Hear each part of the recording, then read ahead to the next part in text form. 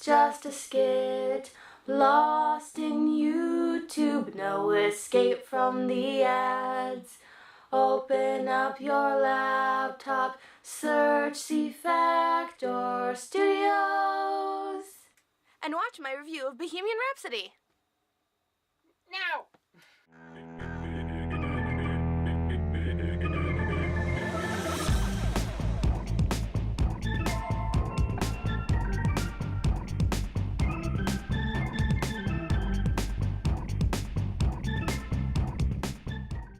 Hello, ladies and gentlefolks, Z-Factor here with my review of Bohemian Rhapsody.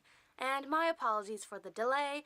It has been quite some time since I have actually seen the movie. I saw it with my dad in early November when it was released, and it's just taken me some time to put my thoughts together and get this video out to you.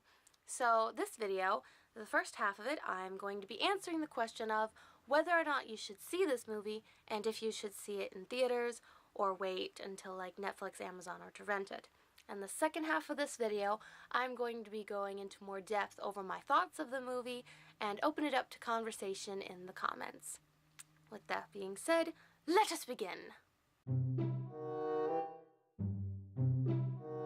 Hey, do you think I should go see that movie, Bohemian Rhapsody? Well, do you like Queen music? Meh. Meh? How can you say meh? Queen is one of the greatest bands. Will you please just answer the question? Alright, well, the reason why I ask is because this is a movie about Queen, and there is a lot of Queen music. I mean, the movie is 2 hours and 13 minutes long, and almost all of it is filled with Queen music. But besides that, it's also a really good movie. So, yeah, I mean, even if you don't like Queen music, I think you can still enjoy the movie because it's a great movie. And I do think that if you walked in not liking music, Queen music, you'll walk out of it at least singing one of those famous songs. Should I see this movie in the theater, or can I wait till like Netflix or something? I most definitely think you should see this movie in the theater. I mean, if you can't get out of the house, or you know, you missed it when it was in theaters, then yeah, go rent it or wait till it comes on Netflix. But it's a big movie, it's a spectacular movie, and it brings you into the experience because of all the concerts and the big music and everything. It just deserves to be seen on the big screen with those big speakers and being a part of everyone in the theater.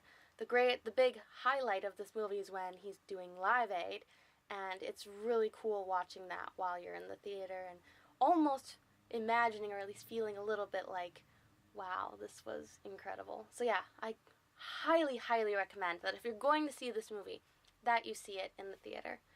Do you have any more questions? No, I actually think I'm gonna go see the movie now. Well, great. Come back after you've seen it. Well, you're here in the full spoiler part of the video, which means you've either seen Bohemian Rhapsody and you want to know my thoughts about it and start a conversation in the comments, or it means that you're just watching the rest of this video because. But to be honest, there aren't a whole lot of spoilers here anyway. I just kind of want to open up discussion and talk a little bit about why I really liked this movie and some of the many different parts of this movie. The thing that I think makes this movie work are the fundamental story beats.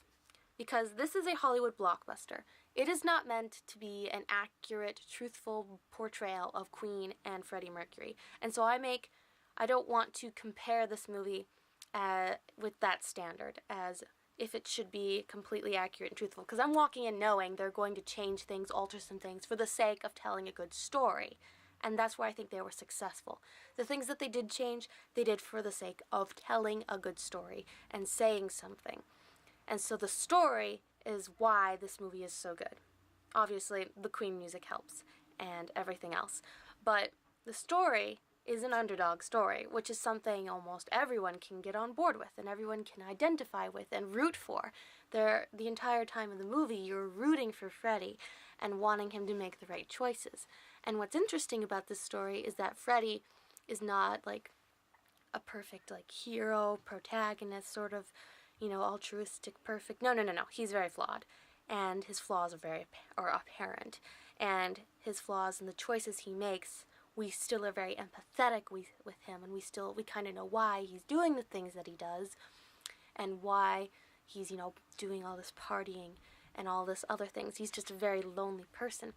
The character arc that Freddie makes, the whole goal of the movie isn't for Queen to become famous. It isn't for them to get success.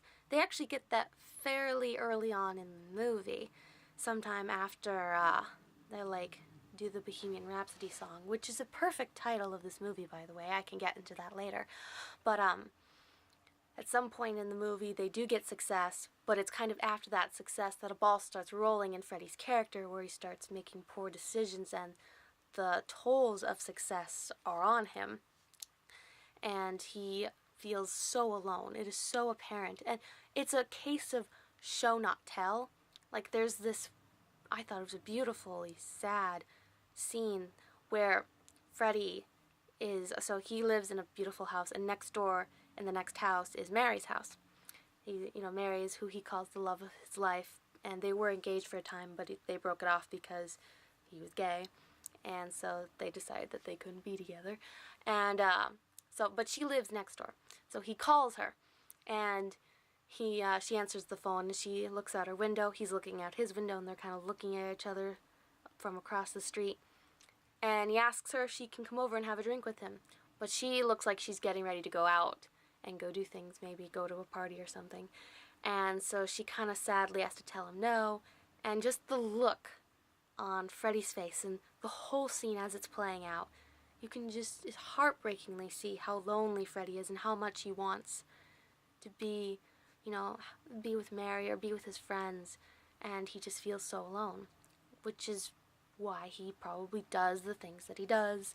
And so the arc that Freddie has, he makes these poor choices and decisions and leaves the Queen band for a short period of time, and he's under this bad influence of the character Paul, who was a real person in Queen real life history stuff.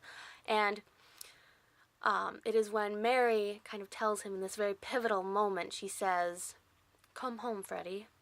And it's like that moment, it really struck a beat with me, and you can see it in the actors' faces and everything. And that's where Freddie realizes kind of that he needs to he realizes, he needs to be back with his friends, that he is loved, and that he has a place with them. Because often outcasts don't feel like they have a place, or they don't feel like they feel alone. And so this is a very important moment in the story and with Freddie's character. And so then he has to be humble and ask for his friend's forgiveness. And this is the most important thing of the movie, basically, where Freddie asks them forgiveness and they forgive him, and then they perform Live Aid, which is both the climax and the resolution of the film. It's the climax because everything has been building up to Live Aid, and it's the resolution because now Queen is back together. Now Queen is playing this amazing, legendary concert, and they're all happy together and like a family again. And Queen, Freddie Mercury, is back where he is, and he's with his fans, and he's just having fun with them. It's just a wonderfully uplifting and inspirational moment in the film, and it leaves you walking out of the theater on a happy note and feeling, yeah, we are the champions, woo!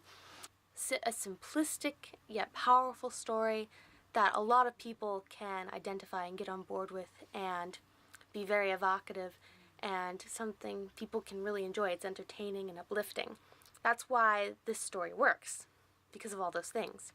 And I think that's pretty brilliant that they were able to do this, that they were able to have this story about Queen and boil it down into this essence that is widespread appealing, and yet also talking about this awesome band and using the awesome music.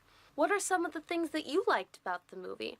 For instance, my favorite scene, probably my favorite part of the movie, is when they're creating the Bohemian Rhapsody song together, and Freddie keeps telling Roger to sing higher for Galileo. It's probably my favorite moment. And the inside joke about the song "I'm in Love with My Car" is an actual Queen song that everyone needs to look up, because that's an actual thing That's just so cool. So, let me know what you thought about Bohemian Rhapsody. Let me know what you think about my thoughts about the movie. What are your own thoughts about the movie? What are some things that you'd like to talk about? And hopefully pretty soon I'll have another movie review for you. So thank you for watching, and adieu.